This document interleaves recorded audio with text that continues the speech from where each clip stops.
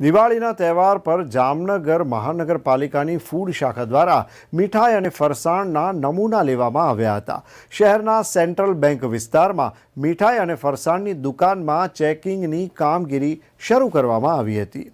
આ તરફ દશેરાના તહેવાર બાદ 30 જેટલા નમૂનાઓ ફૂડ શાખાએ એકત્રિત કરી અને વડોદરાની લેબોરેટરીમાં મોકલી આપ્યા હતા। કારણ કે દિવાળીના તહેવારમાં રોજ મહાનગરપાલિકાની ફૂડ શાખા દ્વારા ચેકિંગની કામગીરી હાથ ધરવામાં આવશે। દિવાળીના તહેવાર પર લોકોનું સ્વાસ્થ્ય સાથે કોઈપણ જાતના ચેડા ન થાય તે માટે ફૂડ શાખા દ્વારા ચેકિંગની કામગીરી કરવામાં આવી રહી છે।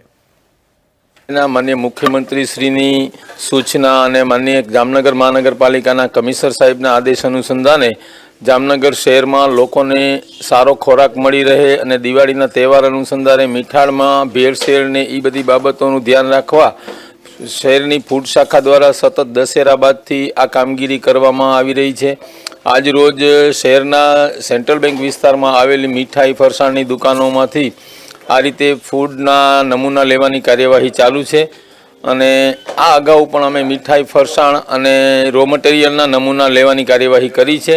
आ नमूनाओ लईने फूड एंड ड्रग्स लेबोरेटरी खाते तपास करावी नमूना में जो कोई भेड़सेड़ के कोई शंकास्पद वस्तु आवशे तो आगळनी कार्यवाही करवामां आवशे।